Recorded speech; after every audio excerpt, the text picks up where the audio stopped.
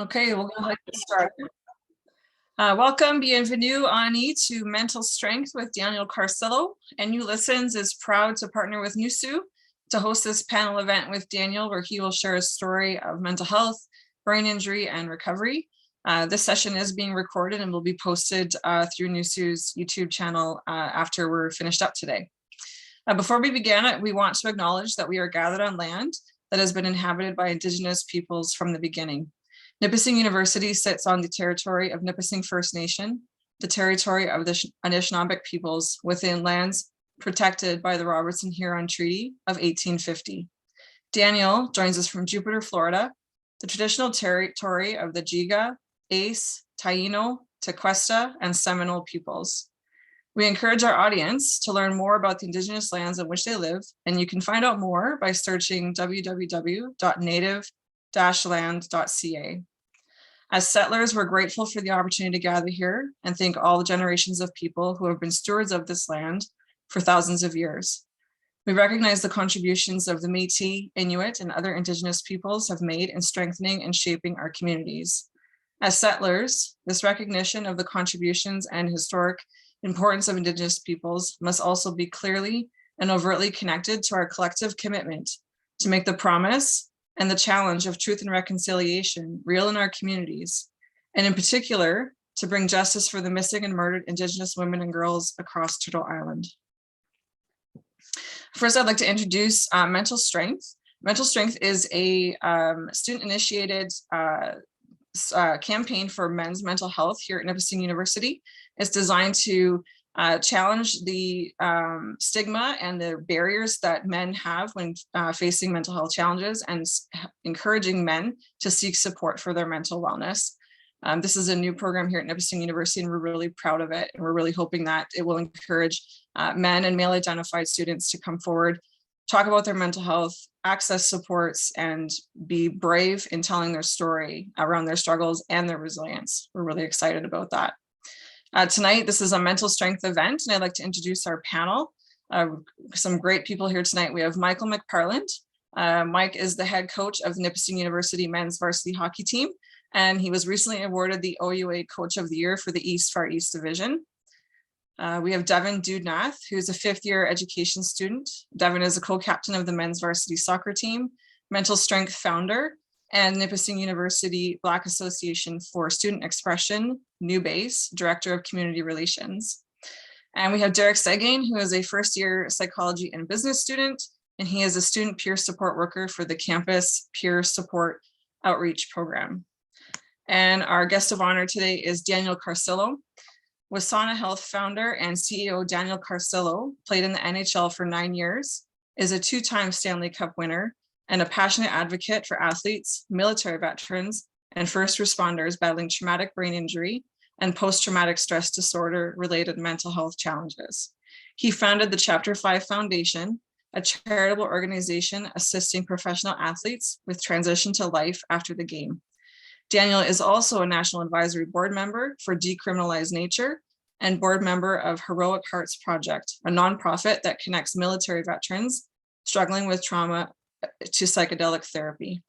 Daniel's going to start us off tonight by sharing his story, and then our panel members are going to ask him some questions and further that discussion. If you have questions for Daniel or for the panel, we invite you to put them into the chat, and we will try to get to those questions at the end of our session. And for now, I'm going to turn it over to Daniel, Daniel, welcome. We're really happy you're here at Nipissing University tonight and to share your story with us. And we're very, very happy that you're here with us. Thanks, Brooke. Good to be back. Nice to hear some Canadian accents, and I haven't been back in Canada in quite some time. So thank you first and foremost, Brooke, for your efforts, and Sarah, Derek, Deven, Michael for being here. So really just grateful to be in feels like a room and talking about mental health. So thanks for having me. I usually like to just run through my story and share my experience, strength, and hope, and then we can get into the questions and the panel discussion afterwards. So I'm originally from King City, Ontario, and as I sit here, I'm a 37-year-old male. I have 2 horizontal tears in both ankles. I have no PCL on my right knee. I've done my MCL 6 times on my right knee. I have had reconstructive ACL surgery on my left knee. I've torn my MCL 8 times on my left knee. I have arthritis in both knees. I have undergone orthoscopic hip surgery on my left hip. I've had my abdomen stapled back to my pelvis. I have arthritis in both hips. I have no left labrum in my shoulder. And I've lost 3 teeth. I've broken my nose 4 times, if you can't notice. And I have arthritis in 3 of the discs in my neck. And I say all of that because I was fully prepared to undergo surgeries and the pain that's going to come after a professional career. That couldn't kill me, but what almost killed me were the mental health complications that came after 7 diagnosed concussions in the NHL and hundreds of others that went undiagnosed and untreated.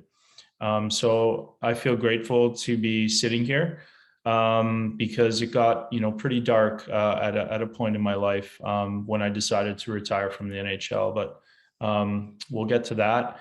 As I mentioned, grew up in King City, so a pretty small farm town, about 7,000 people.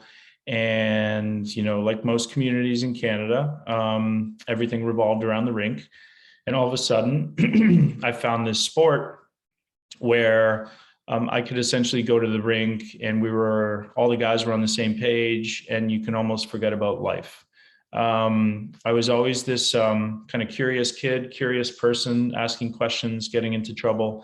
But at the rink, everything else seemed to fade away. So I was really, really attracted to the sport. I played AA most of my life, so got made fun of in middle school and didn't fit into the cool crowd with the AAA kids. But that was okay. I was always kind of undersized and looked over as I was coming up, but came from a hardworking Italian household, and I just kept my head down and kept working, and was a straight A student. Graduated with honors as I got drafted to the NHL in the same year. So just always tried to apply myself to everything I did. Doing it 120%. And luckily, I started to have some success in hockey at around 14 or 15. I started to get scouted by a lot of scouts and had an opportunity to, move away from home 3 hours away at 16. And I made the decision after I went and visited a bunch of universities that might as well give it my best shot to try to get to the NHL. And so made that decision. It was difficult to move away from home for sure, from friends and family, but I was ready. And I was ready to play that NHL draft year out. And, I don't think it's not a big secret that pro sports, hockey has a bit of a cultural issue, if you will, probably more so back in Mike's time and my time, where, there is a culture of hazing, and we had 12 rookies that year. We got it pretty bad. So I endured, sexual, physical, emotional abuse for the better part of the year, and didn't say anything because I really didn't want to sidetrack my career. And so what should have probably been the best year of my life was a difficult one, but I made it through. Ended up getting drafted to the NHL, 73rd overall. I won a gold medal with Canada's under 18 team. So I was having a lot of success on the ice. And, I kind of look back at it now, or when I was 25, I was forced to kind of look back at why I started to play hockey the way I did, and why my relationships started to really fall apart off of the ice. And I'm sure if, people have seen any videos of me or will look at videos of me, my nickname was Car Bomb, and I fought 164 times in the NHL and tried to get minimum 10 hits a game and really inflict my will and pain on people because unfortunately, that's the way that I learned how to play the game of hockey. And that's the way it was played back in the day. It was kind of less about scoring goals and skill and more about trying to, basically, trying to just make people quit. And you do that by just leaning on people. And so from 20 to 25 in the NHL, I ended up graduating high school and then turning pro right away. And it was, from 19 to 25, a pretty turbulent time. I look back on it now and I can kind of diagnose that I was suffering from some serious mental health complications that I was coping with alcohol and fighting and fighting not only on the ice, but isolating from loved ones and friends and thinking that, I could do everything on my own. And I'm in the NHL and I was a big, bad, successful kid and I didn't need anybody else. And, I lost a lot of relationships and fortunately I was able to mend a lot of those. But there's a saying, in recovery that, it works until it doesn't. And between the age of 19 and 25 is when I sustained a lot of those injuries that I listed off at the beginning of the talk. It's when I had a lot of surgeries. And then I got introduced to my hip surgery and my abdomen surgery came 10 days apart when I was 25 at the end of a contract year in Philly. And then I was introduced to opiates and these pain killers or relievers or whatever you want to call them, all of a sudden took everything away. All of my anger, all of my frustration and it worked for a little while, but then eventually I started to lose weight and I wasn't working out and I just lost a lot of motivation for hockey. And that happened within like a 6-month period. And so I really had to make a decision. I knew that I was drinking too much. I knew that I was using too much. I knew that these painkillers, I wasn't using them in the proper manner because they do help a lot of people with serious pain issues. But so I had to make a decision. And that was really the first time in my life that I reached out to a kid that I knew was in recovery and I asked him to help me. I remember I did that when I thought I was just at my lowest point, shivering on my parents' couch. And I accepted his help. So there's yes, you can ask for help. And then I accepted it fully. I was all in. Started to go to AA meetings, even though my problem wasn't alcohol. The first step was noticing that my life was becoming unmanageable and I was about to lose everything I worked for. And then, fixing it and believing that in a higher power greater than me and that I could do it. And so, that brought me to the first time ever using meditation and prayer and faith. And then also, the discipline that I'd learned through hockey.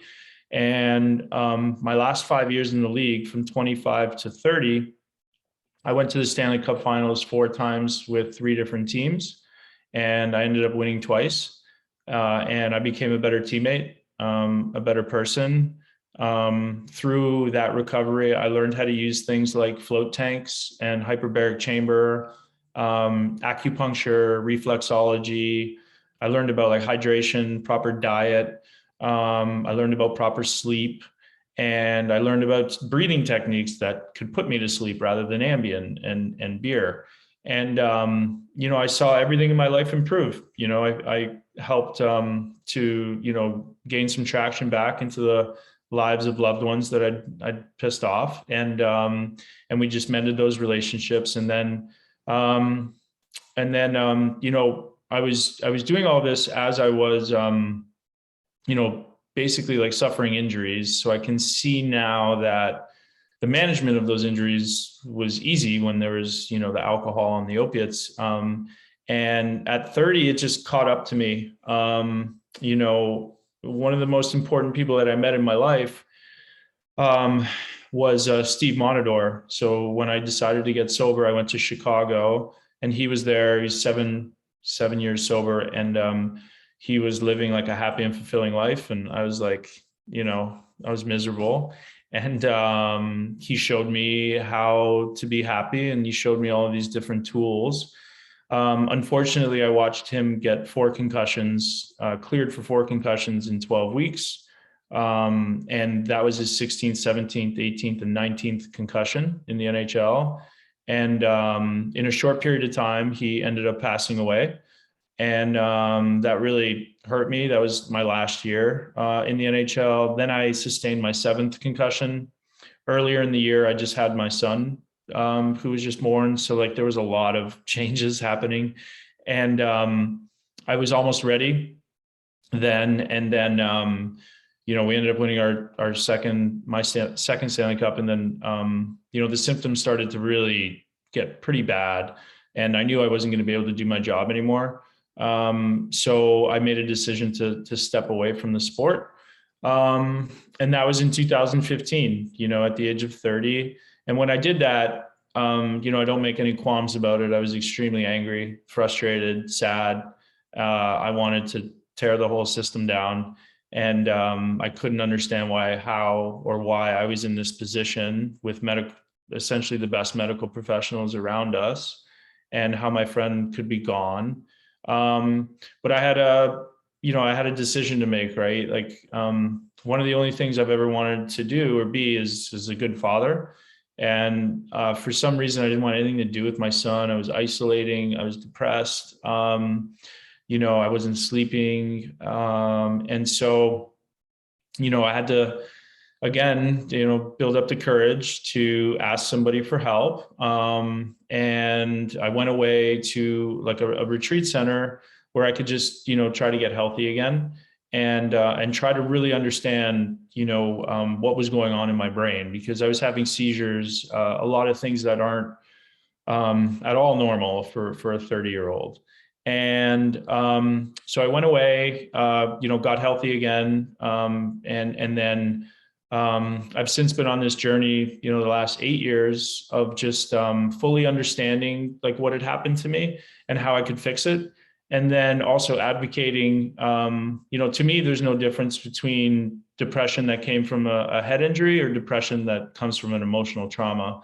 And so it's important that I think we talk about a lot of these different treatments that I've been through over the last 8 years, and diagnostics that you can use, and then recovery tools. And a lot of these things that helped me were the diagnostics that, number one, helped me understand what was going on. So I used things like a QEEG, which is essentially these helmets or hats that you guys see with these leads that are leading into like a computer, and they're basically measuring how your brain's communicating. So we have 6 different parts of our brain. A common misnomer is that a concussion's on the whole brain. It's not. It affects one area specifically, just like depression or anxiety or bipolar. It all lives somewhere else, right? And so using this, you can measure and you can start understanding which parts of the brain have been affected by this trauma.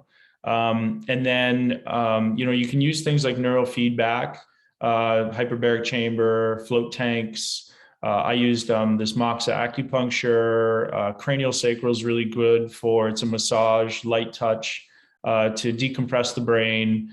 Came across this functional neurology that will check like your vestibular system, your earlobe fluid, where we feel we are in space, your eyes, your ocular system. The eye-brain axis is extremely strong, and sometimes that shuts down with people that have had trauma. And then the most important part, I think, for anybody is hormones. So our pituitary gland sits in a very rigid part of our skull, and that can get affected, and it affects all the hormones that our body naturally produces. Because when I tested my testosterone, it was around 200, and that's the same level as a 72-year-old male. So that explained like a lot of my brain fog and brain fatigue. And then I started to, just use these tools that were available to me in the medical system. And then, I started to change my diet, and then I would test my brain every 6 or so months. And then I found a pretty good supplement regimen that was natural, and that started to wake up the different brain hemispheres in my brain. And really the last 3 years since being on these natural forms of medicine, it's been quite life-changing. My blood work looks totally clear. My QEEGs keep coming back clear. my actions and my relationships to my kids and my wife and to loved ones and people that I work with now couldn't be better. And, I'm grateful for the recovery that I've gotten. And so my life's mission, I believe, being through what I've been through, has to be so that I can be able to tell my story and then, bring this same type of recovery to others. What's up, buddy? Did you have a good ride? Yeah. Cool. That's my 7-year-old, Awesome Wolf. You want to say hi? Say hello. Hey, buddy. Tired? I'm tired from riding my dirt bike. All right. And the my dirt bike is on the second bar. It's fast. Go get some water in you. Sorry about that. So the recovery that I found, I essentially knew that this could help millions of people. So once I was healthy, because that's the number one thing that I was told early on in recovery, if you're not healthy, you'll lose your relationships, you'll lose your job, you'll lose your scholarship, you'll lose everything around you. So, I know that there's a lot of, maybe angst in feeling like you need to be selfish. Well, you need to be selfish, always, like the way that I see it. Don't get me wrong. I love my wife, but me and her both go to bed alone every night. We go to bed alone with our thoughts and with that relationship with ourselves. So if I can encourage anybody to do anything, it's to understand who you are, and understand what works for you and understand what doesn't. And the best way to do that is to sit and breathe and look at your thoughts. And it's also called meditation. But eventually, when you start doing that pretty regularly, you see that 90% of the 30,000 thoughts we have a day are pretty crazy. And you don't need to attach an emotion to each one. And then you start to understand like a pattern based off of, what we've been exposed to growing up, the trauma that we've endured, et cetera. So that's been a really like amazing exercise. I got healthy enough because I was selfish enough to get healthy in order to keep everything around me, because I'd almost lost everything. And I'm, once I have like kind of proven this regimen out on me, I patented everything. And I created a life science company or a biotech company that can work through the FDA and then Health Canada and the MHRA in the UK, basically creates our medicines. And basically, raise enough money to be able to go through that process, because it's not cheap, and then find the right people, or probably the other way around. Those people found me because my intentions and my energy were directed in the right manner. And here we are. I'm the founder CEO of a publicly traded company with 26 employees. We just got feedback from the FDA on March 11th about this novel drug that has little to no side effects and little to no abuse liability, that I think will be the first FDA approved pharmaceutical for traumatic brain injury related major depressive disorder. We have 3 mental health clinics, and I'm going to be building more that will encompass a lot of these tools that I mentioned, these float tanks, and also, classic psychiatry. And yes, medicine. The medicine isn't bad. It's not all bad. But also, here in America, we have, other FDA approvals with novel medicines that are showing really amazing neuroprotective values and efficacy. I mentioned that just because, I think that, you can get pretty sick and then you can get really well. It's not, that simple. It's been a long journey. But I encourage people, if you're suffering, the number one thing would be to ask for help and get some support around you, and then create that really strong relationship with yourself and find what works for you. Find the people in your tribe that can help support you, that elevate you, and that don't bring you down. So yeah, I'll stop there, and it's a little overview of my life. I haven't spoken about it in a while, so it's kind of cool to hear. And yeah, we can go into any questions. That's great, Daniel. Thank you so much for sharing. It's a really powerful story you've shared with us tonight. So we'll bring the panel in here. We'll bring Deven and Derek and Mike to answer some questions, because we'd like to know more. Cool. Maybe I'll start off, if I can ask Dan just a quick question. When he's playing pro, it sounds like a great journey, and to go to the Stanley Cup final 4 times as a hockey person, that's sensational. Congratulations. And to win it that many times, outstanding. When you were playing pro, mental health is more in the foreground now than ever. And we brought on this year a life coach, we called him.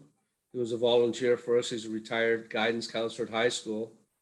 But it was one of the best things we've ever done.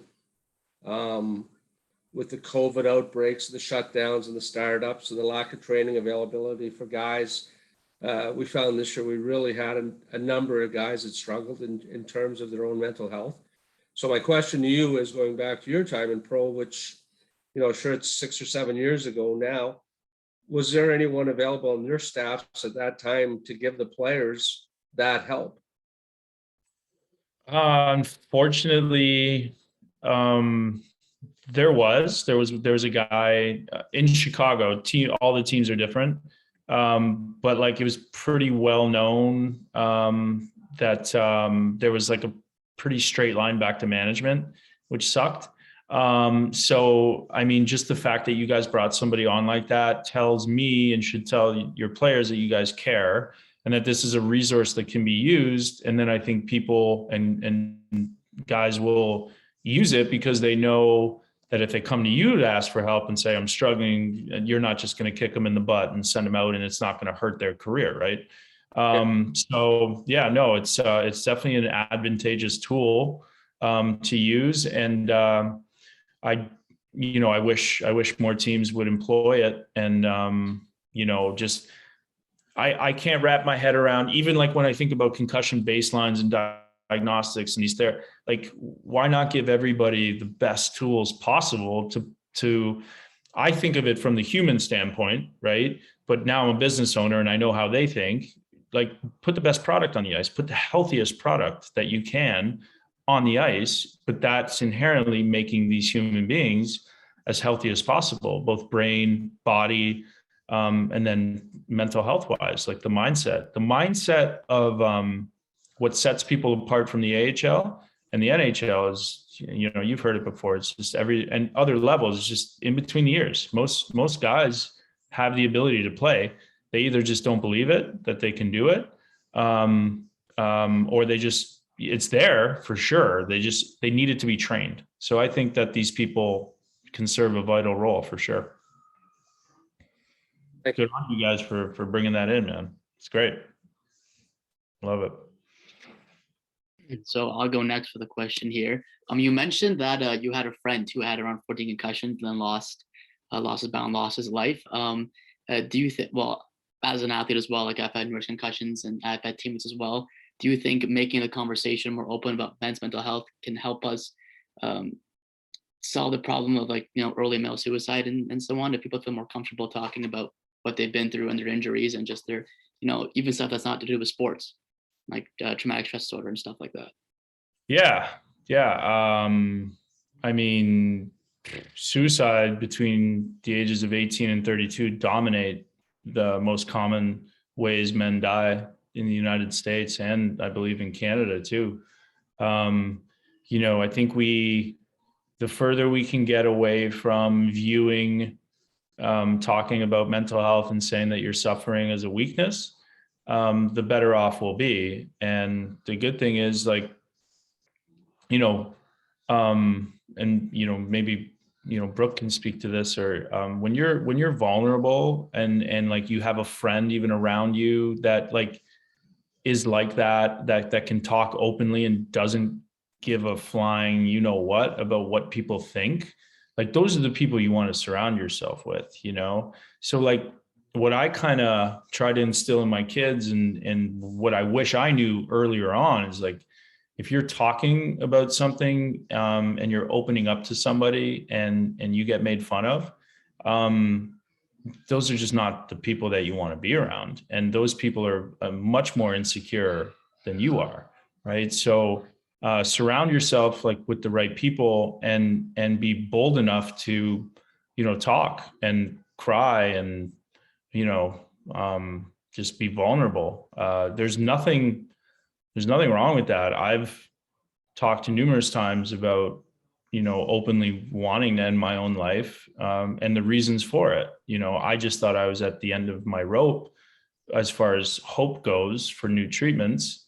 And it wasn't a selfish thing. Like I just didn't want to see, I didn't want my kids to see me living that way. And then they grow up thinking that the impulse control issues and, the sleeping at different times of day is normal. So I wanted to like unburden people, but I just think, just find your tribe. And if you have those people around you that care about you, that really care about you, you'll be able to say anything you need to around them, and they'll support you.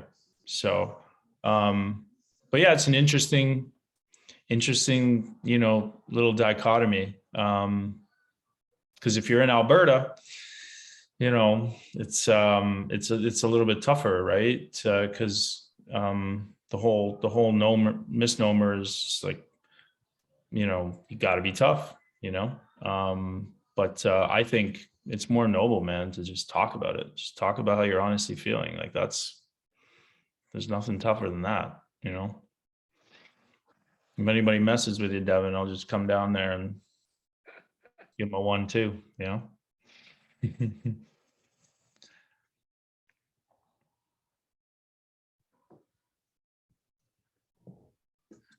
I guess that would be me.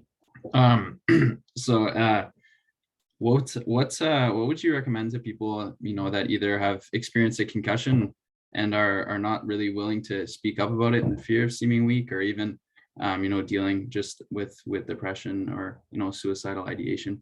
Any kind of advice or something you would tell them? Yeah, there's a lot of things that you can use as an athlete in contact sports that can be considered neuroprotectants, and they're not Schedule I drugs, and they help, like hydrating, your brain, omega-3s through eating fish. There's other plant medicines that can be used for sure that aren't psychoactive, that are actually patented neuroprotectants.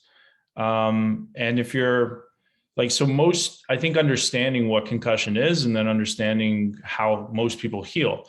Most people heal within 3 weeks of a concussion. Our bodies are amazing, instruments. And there's something called the glymphatic system, right? Where it's this drainage system in our brain that gets activated only when we sleep. And it drains out these dead cells, these toxins that come in through our food, all of the things that we do not want in our brain. But then there's also ways to initiate this system while we're awake, right? So I think just like getting into research and understanding your symptoms, and then understanding that there are tools that you can use after 3 weeks if these symptoms are still persisting. It's no longer sitting in a dark room, right? We thought that's not what you do anymore. What you try to do is just limit screen time and TV. And then each day you get up and you actually like move and go through your regular day until those symptoms come back and get too intense. Then okay, I've made it through like 2 hours of activity. Don't get frustrated, go to sleep, rest, try it again the next day. You'll probably get to 3 or 4. It's active rest that is actually proving to be the best thing for you. And then, if they persist, there's functional neurologists, there's optometrists to look at your eyes, balance, protocols and exercises that you can do to fix your vestibular system. So there's a lot of things, there's a lot of tools. And just reach out to somebody, I talked to still every day on Twitter, I try to get to as many people as I can that ask me what to do and where these functional neurologists are, and they're everywhere. There's a lot in Canada too.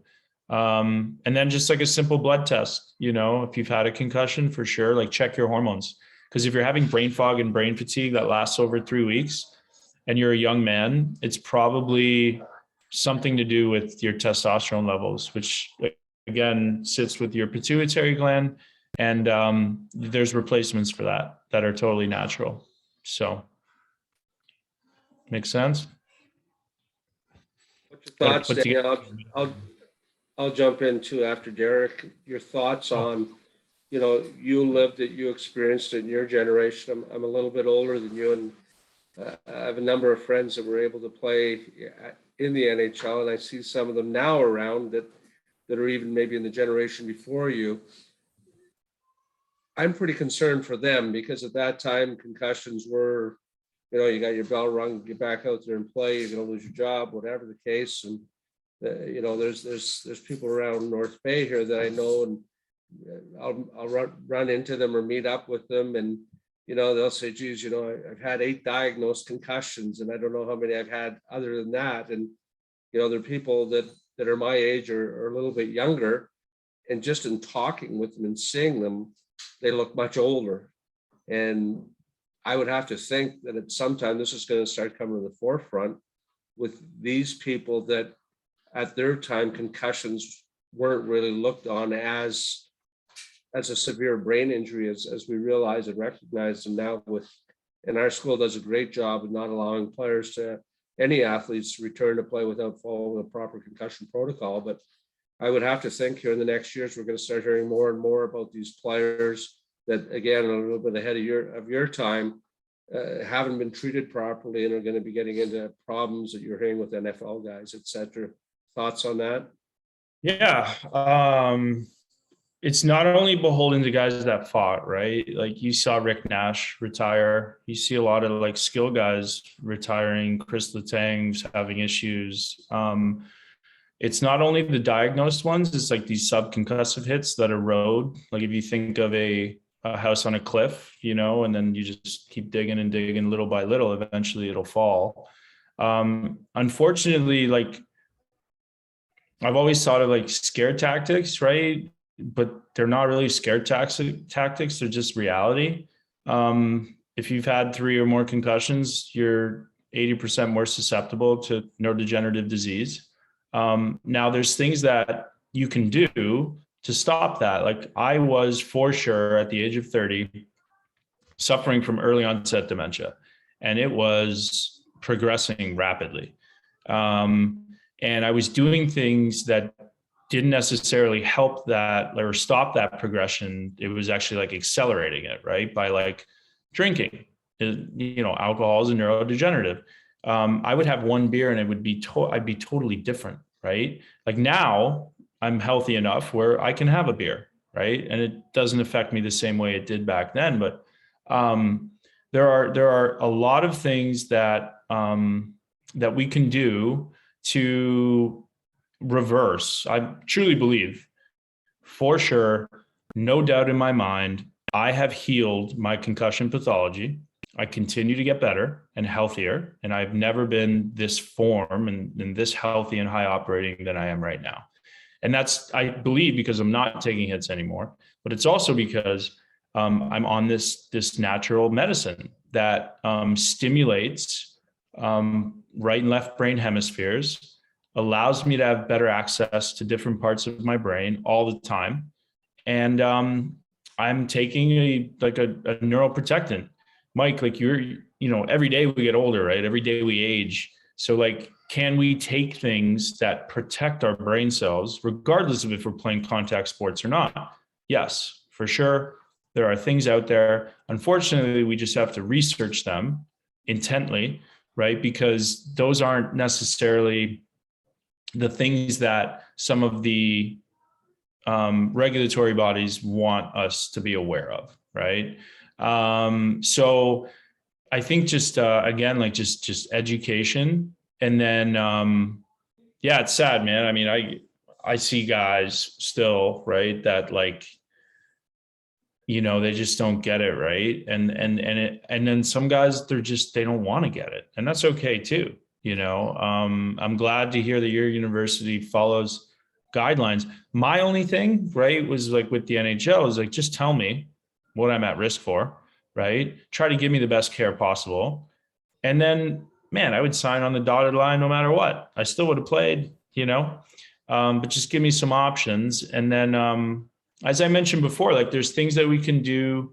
If we know a glass is going to fall on the ground and break into 1,000 pieces, I'm interested in things that we can do to make it break into 5 so that you can put it back together quicker, right? So that's like these diagnostics that we use in our clinics, where they take a shot of your brain. We ask you symptoms, so then we know, like slurred speech lives in a certain part of the brain, memory issues live in a certain part of the brain. We do the vestibular system, that could be off, right? The ocular system, where it blips, that correlates to a specific part in the brain. So you're starting to like create this diagnostic where if somebody does get hurt, God forbid, they get into a car accident or they get to the end of the season, like, man, do I feel different? Go do it again. Without this pre-shot, really hard to tell what's off, right? But with the pre-shot, really easy to tell what's going on,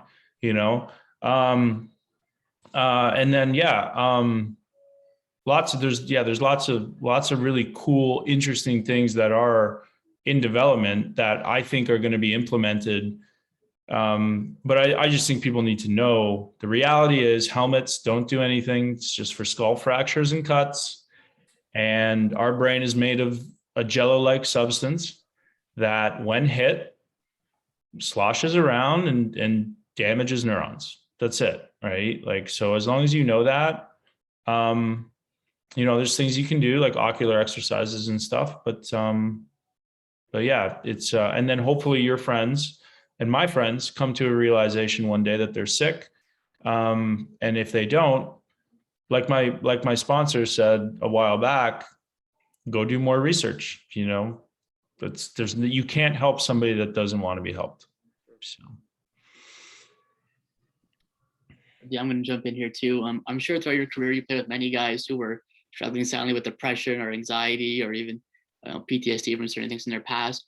What do you think is the hardest thing for men to talk about, and why was it so hard for us to communicate these emotions and things we're struggling with? Yeah, other than being in like a masculine driven area of like, you need to be the toughest SOB ever. I just think, like, now it's getting better, right? Like, I mean, man, even back when like Twitter started in 2006, there was no mental health hashtags. There was none of that. I was still in the middle of my career.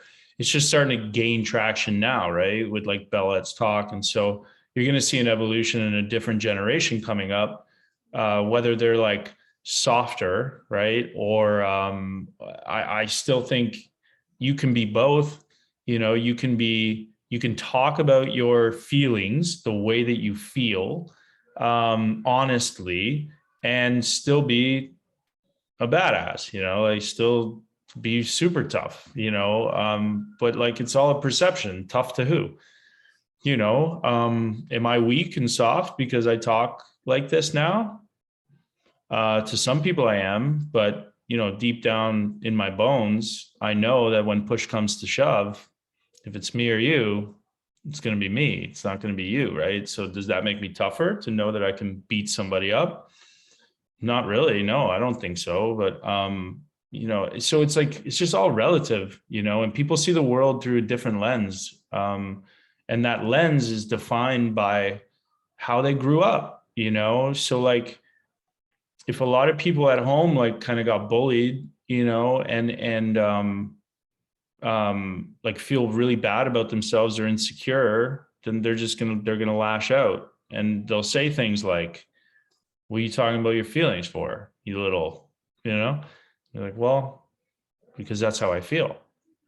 So you start thinking of it in the context of that, it becomes really normal. And I think that it's changing. I really do, to Mike's point, like, there's a life coach there now for you guys, right? Like when that wasn't available to us, so let's keep talking about it. Things like this, that's why I'm grateful you guys put this on, will help, and as long as it comes from, the truth that we all speak, there's nothing cooler and stronger than that, man. I'm telling you, I can't stand being around people that I know are lying now, I need to be around people that like just tell the truth and are just grounded in confidence, got to raise my kids that way. We got to raise, yours that way, so that this world becomes a little bit of a better place, You're probably far away from kids, Deven, so don't start thinking about Yeah, that. you got me worried there for a second. I hope I'm running around that I don't know about or anything like that. Hopefully, You not never ready to bother yet. love it. I'll jump in here. My final question would be, what advice do you have to like students or people that are kind of self-medicating or thinking about self-medicating with alcohol or any sort of type of substance?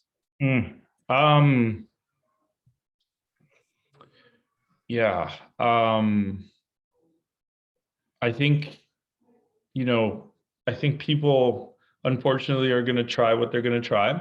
But I encourage them, there's not much at the end of that road, and unfortunately there's always an end to that road. It just works until it doesn't. And there will be a day when it doesn't.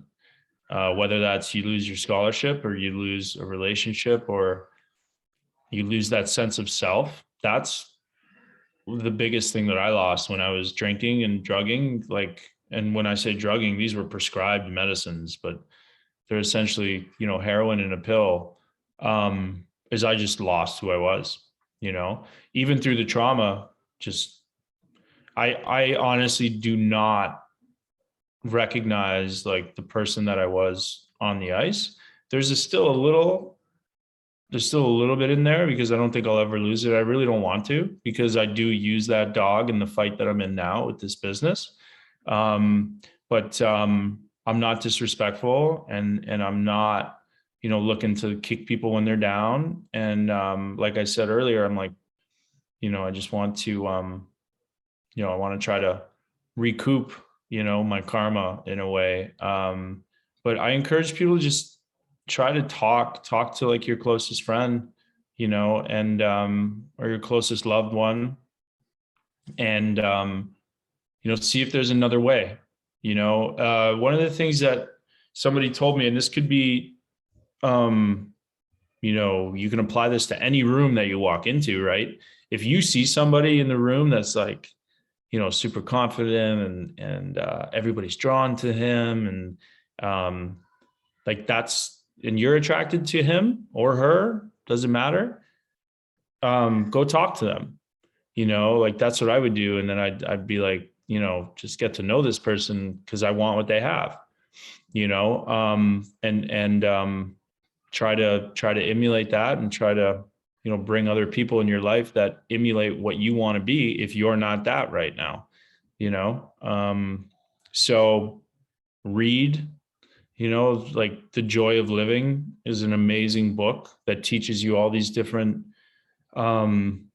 amazing tools on how to breathe and view life and shift perspective, and just hopefully at some point, right, you start making the right decisions, hanging out with the right people makes it a lot easier, because I hung out with a lot of wrong people and it was super easy to be bad, it's tough to be bad around good people. So yeah, Mike. Reaffirm what you're saying, Danielle. I've mentored an ex-athlete that was in a downward spiral with many demons surrounding him, and he actually ended up going to prison. And he actually said to me in a meeting that going to prison probably saved his life. Yeah, that's what you have to watch for. And that's the thing too. You just like, obviously in some of these things when we're talking with young people, you got to be careful. But I mean, life is life. you know, like, again, it just goes back to like, people that want to be helped, you can tell, right? People that are crying out for help, right? Through either drinking or drugging, or you just got to catch them at the right time, you know, to basically like when they're hungover or something, right? And be like, hey man, you know, how you feeling? You know, what's going on? You know, like I would do that as a teammate when I was in my career. Like I could tell somebody was like super stressed. I didn't approach them after they had 3 cups of coffee before we were about to go on the ice. You know, it was always after like a bag skate. And I just come at a stretch and be like, what's going on, man? Like, you're not really yourself. And usually you can catch people with their guard down. And when they're fatigued, especially, and you can get more information out of them, whether they want to say it or not, you know, they'll most likely say it. So. Yeah, I just want to build on that because it's, you know, I've had teammates ask me if I'm doing okay when I was like a first year. And now like being a senior player and like a captain, I've asked younger guys, and it's one thing to talk to your friends and your boys, but talking to like the women in your life, like your wife or your girlfriend or your mother, you know, what do you wish the women in our lives knew about our mental health problems and what we struggle with, and how do we communicate that to them? Yeah. Number one, like that's the funniest thing about this whole thing, right? Is like when you're vulnerable, it's one of the most attractive things to most women, you know, when men are like honest and forthright and not trying to be something that they're not, you know, because they can pretty much pick up on it. And if they can't in the beginning, they will, trust me. You know, with my wife, I've never really, my grandmother was like the closest person in my life, and like taught me how to love and live, and taught me a lot of like affection. And so, you know, there's this book called Love Languages, and there's like 5 love languages for all of us. For most human beings, like one's touch, one's like spending family time together or time together, you know. And so like I encourage like guys or girls, whatever relationship you're in, to just figure out your partner's language, you know. And then again, I think it just goes back to like establishing that relationship with yourself. And if you're not putting on a front in the beginning, then it becomes really easy to, you know, and they're not, it becomes easy to let your guard down. And they know right away, just like I'm sure you know. So yeah, just try to start it out as honest as possible, you know, for sure.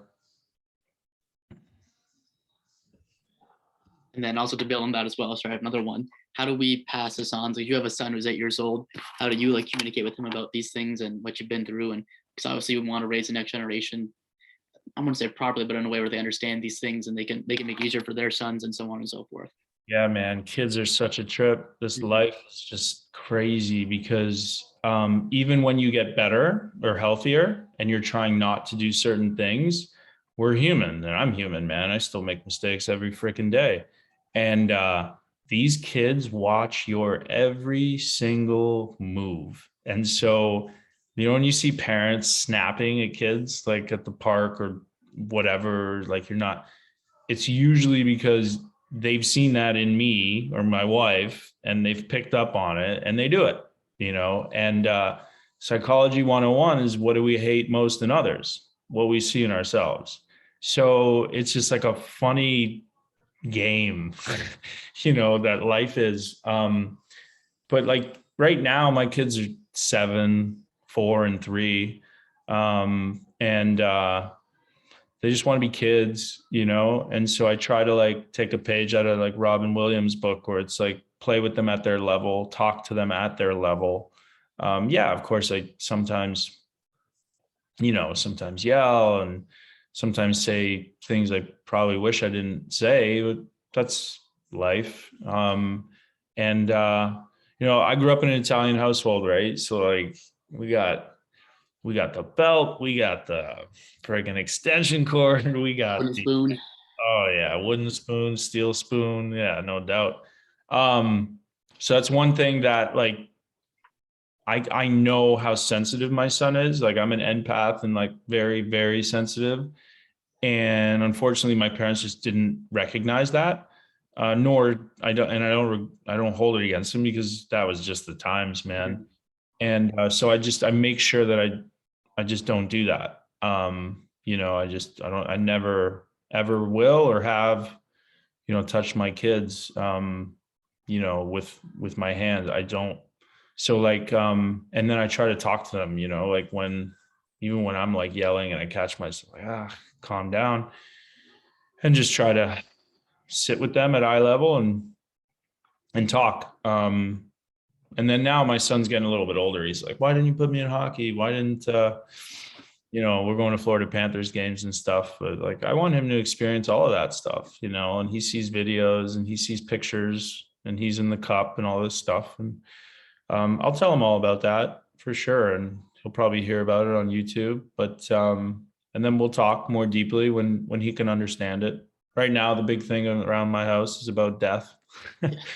It's, where do people go? When do they come back? How do they come back? What form are they? It's amazing to talk to the kids to get their like thoughts on that, it's pretty fun. I'll have to keep that in mind for when I have kids in a very long time, hopefully. No time soon. There you go, buddy, for And sure. I think we have, I don't know if we have time, Brooke, we have some questions from people who are tuned in as well. Okay. Derek has a question, and then we'll take a look at that for sure. Perfect. Yeah, Daniel, maybe if you can just touch on kind of, any tips, maybe your journey on like mindfulness and meditation, and, if you have any tips on someone that's looking to kind of get into that, either get in touch with themselves or improve their mental health. Yeah, man. So The Joy of Living is a book that I learned everything on. It's by Youngi Mingor Rinpoche. It's a mouthful. Maybe I could put it in the chat, maybe.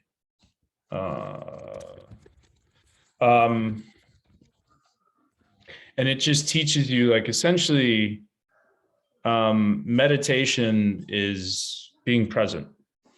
Like right now, right? We're all present here. I'm not thinking about probably the 15 emails that just hit my inbox and then that I got to race to it. And I'm just not, I'm right here, right now. This is a form of meditation.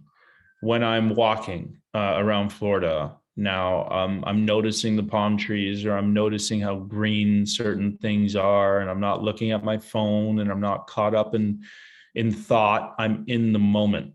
That's meditation.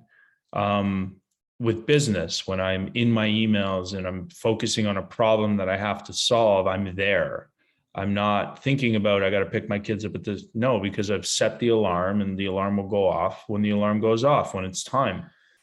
The more that we can be in the moment and train ourselves to be in the moment, the more data that we get, the more information we're able to take in, and then the better decisions that we make.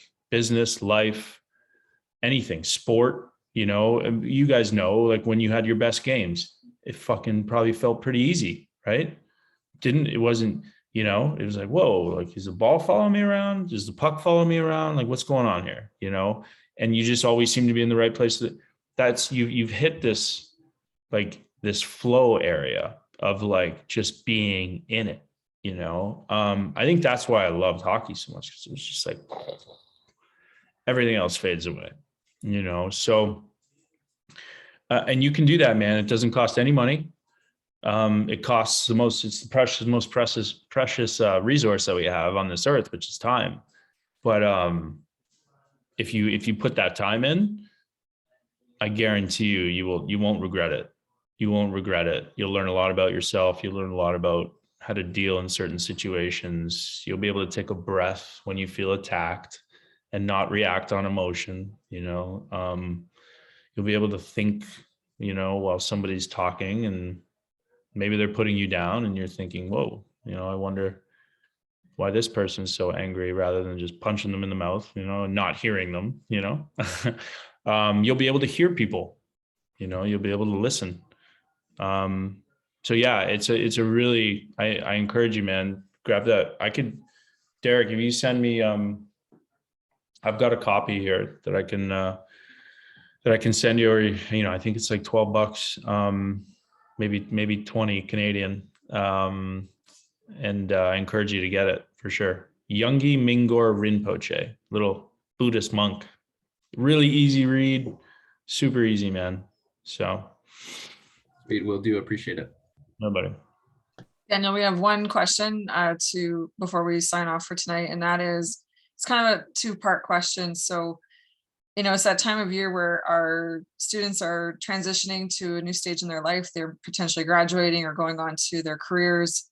And also we have our athletes who are moving on to different stages of their life where, you know, that life transition that's happening and how that identity shifts occur for students and for athletes in this time. So what advice do you have, or what suggestions do you have for students, athletes, anybody who's facing that transition and, you know, looking at that identity shift? How did you identify that in your own career, going from pro to civilian life, as you call it, right? So what sort of advice do you have for our students?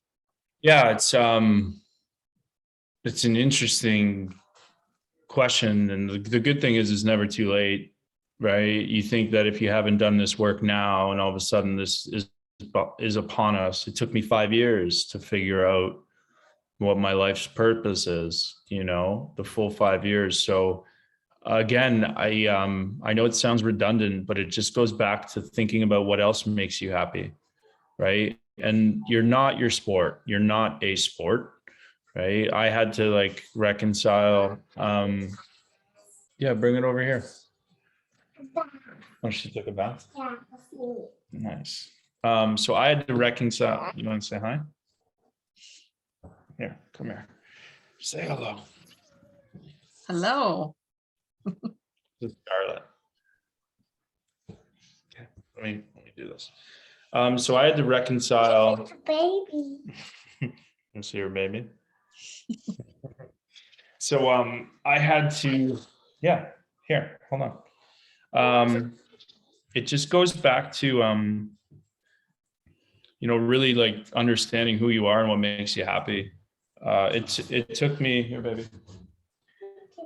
You're welcome. It took me like 5 years to figure that out, right? Where I was like, just trying to get healthy enough just to like get back into my body, because I was so much in my head because there were so many symptoms that I was dealing with on a daily basis. So it just comes back to understanding what makes you happy, you know, not what makes your parents happy, not what makes your friends happy, you know, and then doing that, you know, and it's never too late to like make that relationship with yourself. And I just encourage people to do that. Uh-oh, let me see. And then, you know, I think once you like do that little discovery mission, then, you know, good things can happen. You can make good decisions based off of, again, like life is really short, right? I've had a lot of people in my life that I love a lot that are no longer like in their physical body, but they're still around me, guiding me. But life is short. So do what makes you happy, you know? One last question, Daniel. What do you suggest for students or athletes or anybody who might be struggling with stigma, asking a coach for help that might be uncomfortable, asking a trainer? You know, it's simple to go to a trainer for a knee injury or a torn muscle, but what do you suggest for students who might have hesitancy in talking about their mental health with their coaches and trainers and teammates? I think just there's no adult on earth that I believe becomes a coach that is going to, that's nice. Yeah, I like her. That's going to turn you away if you tell them that you're suffering. You know, I did that. Like, so when Steve died, the first thing I did was I walked into Coach Quinville's office and I was bawling my eyes out. I tried to go out for warm up because I found out right before a game. And he just hugged me and just said, I said, I don't ever want to play again. And he was okay with that, and I think he understood. So just say it, just say that you're suffering and that you need help. And then that coach, I'm sure, will guide you in the right direction, for sure. Yes. Okay, well, this was a really great evening with you, Daniel. We really are so happy that you came to Nipissing tonight and talked with us. And I want to thank Deven and Derek and Mike for your great questions and bringing this conversation to Nipissing and to our students. This is really what our goal of mental strength is all about, is to bring men together and bring allies of men, including women, and to talk about these issues and to really be vulnerable and be honest and be courageous in our stories. So thank you so much for coming tonight and honoring us with your story and with your wisdom. It's been wonderful. Yeah, thanks guys. It's been good to share some time with you, and hopefully we get to do it again in the future. Deven, Derek, Mike, Brooke, you guys all have my contact info. So if you ever need anything from me, just don't hesitate to ask. Okay. Wonderful. Great job, Danielle. Thank you. Appreciate it. Thank you for coming out. Yeah, for sure, buddy.